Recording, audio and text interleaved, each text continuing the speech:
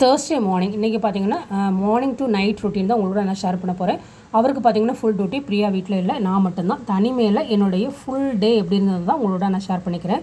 Mostly முன்னாடியெல்லாம் பார்த்தீங்கன்னா தனியாக இருந்தாங்கன்னா தூங்குவேன், இல்லைனா புக்கு படிப்பேன், இல்லை டிவி பார்ப்பேன், இல்லை செல் ஏதாவது நோண்டுவேன். சரி இன்றைக்கி யூஸ்ஃபுல்லாக ஏதாவது பண்ணலான்னு தான் முந்தின நாள் தோசைக்கு அரைச்சி வச்சது மாவு பார்த்திங்கன்னா ஷேர் பண்ணாதனால கீழே பாஞ்சிடுச்சு. அதை மட்டும் தனியாக எடுத்துகிட்டு அது காக்காக்கு எடுத்து ஊற்றிக்கலான்னு தான் அந்த 2 இட்லி காக்காக்கு ஊற்றிட்டு நானும் ஒரு 5 இட்லி ஊற்றியே சாப்பிட்டுட்டேன். சட்னி எதுவும் வைக்கல. இன்றைக்கி பார்த்திங்கன்னா மிளகா பொடி தான். எனக்கு மோஸ்ட்லி இந்த மிளகா பொடியே ரொம்ப பிடிக்கும். இட்லி பொடியில் நெய் ஊற்றி சாப்பிட்டோம்னா அதுவே போதும். அவருக்கு தான் சட்னி தேவைப்படும். அவர் இல்லாதனால அந்த பொடி வச்சு என்னுடைய மார்னிங் பிரேக்ஃபாஸ்ட்டு கம்ப்ளீட்டட்.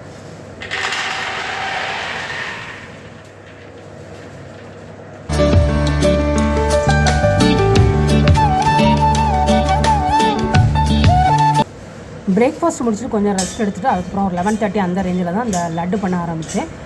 ரொம்ப நாள் ஆச்சு இந்த 2 லட்டும் பண்ணி. இது கடலை போட்டு ஒரு லட்டு, அப்புறம் ரவா லட்டும் தான் பண்ணி வச்சா உடனே காலி பண்ணிடுவார். நிறைய ஸ்வீட் சாப்பிடுவார், அதனால் அவாய்ட் பண்ணிடுவேன். இந்த லட்டுலாம் பண்ணவே மாட்டேன். இன்றைக்கி ஸ்வீட் எதுவும் இல்லாதனால இந்த 2 லட்டுமே ஃப்ரீயாக இருக்கிறனால பண்ணிடலான்னு தான்.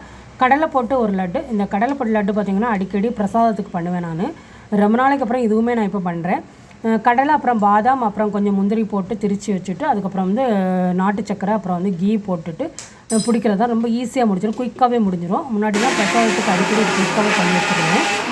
அப்புறம் பார்த்தீங்கன்னா ரவா லட்டுமே அதான். அந்த ரவா லட்டு ரவா மட்டும் நல்லா ஃப்ரை பண்ணிவிட்டு சீனி போட்டுட்டு கீயும் போட்டு பிடிக்கிறது தான். இந்த 2 ஸ்வீட்டுமே பண்ணி முடிக்கல ஒரு 12:30 1 o'clock அந்த ரேஞ்ச் ஆச்சு. அதுக்கப்புறம் சமையல் பண்ணி சாப்பிட்றதுக்கு சுத்தமாக இன்ட்ரெஸ்ட் இல்லை. சரி கொஞ்சமாக பழையது இருந்து அதை வச்சு ஒரு அப்பளப்பொடி போட்டு தான் சாப்பிட்டேன். இந்த அப்பளப்பொடி பார்த்திங்கன்னா அவ்வளோ டேஸ்ட்டாக இருக்கும். பழையதுக்கு செம்ம காம்பினேஷன். தயிர் வச்சு அப்புறம் அந்த அப்பளப்பொடி வச்சு சாப்பிட்டிங்கன்னா செம்மையாக இருக்கும். சின்ன வெங்காயத்தை சின்னதாக கட் பண்ணிவிட்டு அதை ஃப்ரை பண்ணிவிட்டு அப்பளத்தையும் பொடிச்சு போட்டுட்டு அதையும் ஃப்ரை பண்ணிவிட்டு மிளகா பொடியும் உப்பும் போட்டு சாப்பிட்டிங்கன்னா அவ்வளோ டேஸ்ட்டாக இருக்கும். இங்கே பார்த்திங்கன்னா மீன்லாம் கிடைக்காது. மீன் அடிக்கடி இங்கே வராது, நம்ம மார்க்கெட்டு தான் போகணும். இந்த விஷயத்தில் எங்கள் ஊர் எனக்கு அடிக்கடி ஞாபகம் வரும். எங்கள் ஊர் பார்த்திங்கன்னா நாகர்கோவில்லாம் காலையிலேயே மீனமாக வந்துடுவாங்க. மீன் கூடையை தூக்கிட்டு எப்போ வேணாலும் எல்லா டேயுமே மீன் வாங்கலாம். இங்கே பார்த்திங்கன்னா முக்கியமாக சண்டே தான் வாங்க வேண்டியதாக இருக்குது. என்ன மார்க்கெட் போகணும், தனியாக இருந்தேன்னு சுத்தம் அதுவும் வாங்கவே முடியாது. அதனாலேயே இன்றைக்கி நான் அப்பளப்பொடி தான் மீன் தான் தேடிச்சு. ஆனால் அப்பளப்பொடியை வச்சு சாப்பிட்டு மேனேஜ் பண்ணிக்கிட்டேன். மோஸ்ட்லி உங்களுக்கு ஏதாவது மைனஸ் தெரியும், உங்களை பற்றி ஏதாவது மைனஸ் தெரியும்னா உங்களை பிடிக்காதவங்க இருப்பாங்க பார்த்திங்களா, அவங்கள்ட்ட கேட்டிங்கன்னா டக்கு எல்லாமே வரிசையாக நிறையவே சொல்லிடுவாங்க. இருக்கிறது இல்லாது எல்லாமே சொல்லிடுவாங்க. பிடிச்சவங்கள்ட்ட கேட்டிங்கன்னா கொஞ்சம் வளர்த்துவாங்க. அதனால் அந்த பிடிக்காதவங்களை இந்த விஷயத்துக்கு நீங்கள் யூஸ் பண்ணிக்கலாம். சில விஷயங்கள்லாம் சொல்லும்போது அதை திருத்திக்கிறதுக்கு உங்களுக்கு ஒரு சந்தர்ப்பம் கிடைக்கும். மைனஸை கூட ப்ளஸ்ஸாக மாற்றிக்கலாம்.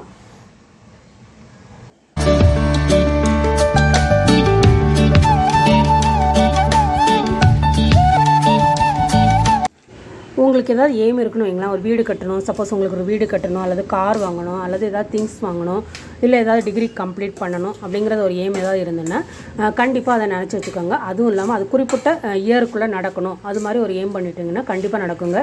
அந்த இயருக்குள்ளே இல்லாட்டெல்லாம் அதை தாண்டியாவது நடக்கும். அதுக்கான சில முயற்சிகளை நம்ம பண்ணிகிட்டே இருக்கணும். ஆட்டோமேட்டிக்காக நம்ம பண்ண ஆரம்பிச்சிருவோம். நம்ம அதை நினச்சாலே போகிறோம். டெய்லி நம்ம தூங்கும் போகும்போதோ அல்லது நம்ம ஃப்ரீயாக இருக்கும்போதோ அதை நினச்சிட்டு இருந்தாலே போகிறோம். அதுக்கான பிளானையும் பண்ணிகிட்டே இருந்தால் போகிறோம். கண்டிப்பாக நடக்கும். இது என்னுடைய வாழ்க்கையில் நடந்தது தான்.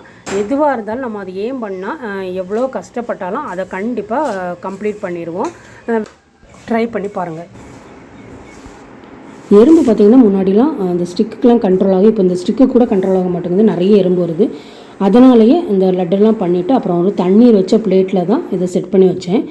இல்லைன்னா எறும்பு வந்துடுது.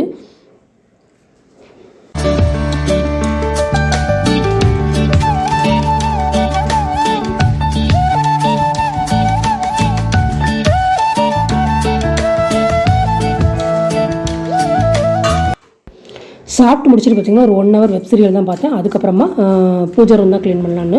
அடுத்த டே பார்த்திங்கன்னா ஆணி 1, அதுவும் இல்லாமல் வெள்ளிக்கிழமை. சரி அதை பூஜை ரூம்லாம் நீட் பண்ணிடலான்னு தான். எப்போ நான் பூஜை ரூம் நீட் பண்ணாலும் ஒரு மாக்கோலம் தான் போடுவேன். சில பேர் ஸ்டிக்கர் ஒட்டி வச்சுப்பாங்க இல்லையா, எனக்கு அது பிடிக்காது. அந்த மாக்கோலம் போட்டால் தான் கொஞ்சம் நீட்டாக இருக்கிற மாதிரியே இருக்கும். அது கொஞ்சம் தண்ணி படுறது அப்படி இப்படின்னு நிறைய ப்ராப்ளம் வரும். இருந்தாலுமே எனக்கு அந்த மாக்கோலம் போட்டால் தான் மனசு கொஞ்சம் திருப்தியாக இருக்கிற மாதிரி இருக்கும். அதனாலேயே அது ஃப்ரெஷ்ஷாகவே அரைச்சி வச்சுருப்பேன். அந்த மாக்கெல்லாம் அது அங்கேயும் போட்டுட்டு நடையிலையும் போட்டால் தான் அது கொஞ்சம் க்ளீனாக இருக்கிற மாதிரியே இருக்கும். பூஜை சாமான்லாம் க்ளீனிங் பார்த்தீங்கன்னா என்னுடைய ஷார்ட்ஸில் போட்டிருக்கேன், தேவையுள்ளவங்க பார்த்துக்கலாம். நான் இப்போ சபீனா அப்புறம் புளி இந்த 2 ஐட்டங்களை வச்சு தான் க்ளீன் பண்ணுவேன். வெள்ளி பாத்திரம்லாம் பார்த்தீங்கன்னா சபீனா வச்சு வெறும் கையிலே க்ளீன் பண்ணால் போகிறோம், அவ்வளோ செம்மையாக க்ளீன் ஆகும். ஆரோ வாட்டரில் மறுபடியும் நம்ம எல்லாம் க்ளீன் பண்ணிவிட்டு ஆரோ வாட்டரில் முக்கிய எடுத்தோன்னு வச்சுக்கோங்கன்னா 1 வீக்லாம் அது நீட்டாகவே இருக்கும், கருக்கவே கருக்காது. வேணால் ட்ரை பண்ணி பாருங்கள்.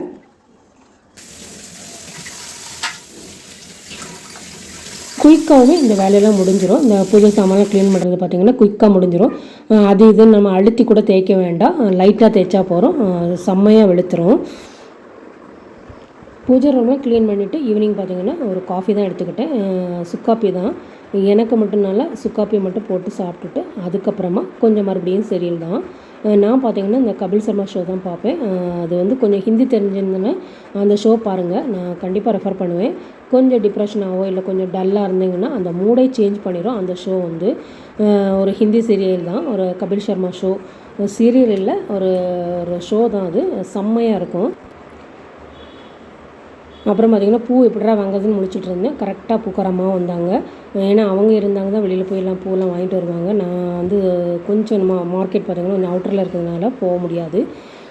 கரெக்டாக பார்த்திங்கன்னா பூக்காரமாக வந்துட்டாங்க. சரி பூவும் வாங்கி வச்சுட்டு அதுக்கப்புறமா கொஞ்சம் மொட்டை மாடியில் தான் கொஞ்சம் வாக்கிங் போனேன். அதோடு அந்த ஈவினிங் டே முடிஞ்சது. நைட்டு பார்த்திங்கன்னா மறுபடியும் இட்லி தான். எனக்கும் வச்சுட்டு அவருக்கும் நைட்டு வந்துடுவார், அவருக்குமே இட்லி தான் ரெடி பண்ணி கொடுத்துட்டேன். இது பார்த்திங்கன்னா ஒரு சாரி தான் நான் ஆர்டர் பண்ணியிருந்தேன், இன்ஸ்டாகிராம் பேஜில் தான். மோஸ்ட்லி நான் இன்ஸ்டாகிராம் பேஜில் எதுவும் ஆர்டர் கொடுக்க மாட்டேன். ஆனால் இப்போல்லாம் என் பொண்ணு கொஞ்சம் ஆர்டர் பண்ணி வாங்குறதுனால கொஞ்சம் நம்பலாங்கிற மாதிரி இருந்தனால இது வந்து மாசாரிங்கிற ஒரு பேஜில் தான் நான் இதை ஆர்டர் பண்ணேன். செம்மையாக இருந்தது. இது வந்து மாம்பழ கலர் சாரீ தான், பார்க்குறதுக்கு இன்னும் டல்லாக இருக்கிற மாதிரி இருக்கும். ஒரு நாள் உடுத்து கட்டுற பாருங்கள், செம்மையாக இருக்கும். இது 1300. எனக்கு இந்த கலர் ரொம்ப பிடிச்சிருந்து, அதனால் ஆர்டர் பண்ணி வாங்கிட்டேன்.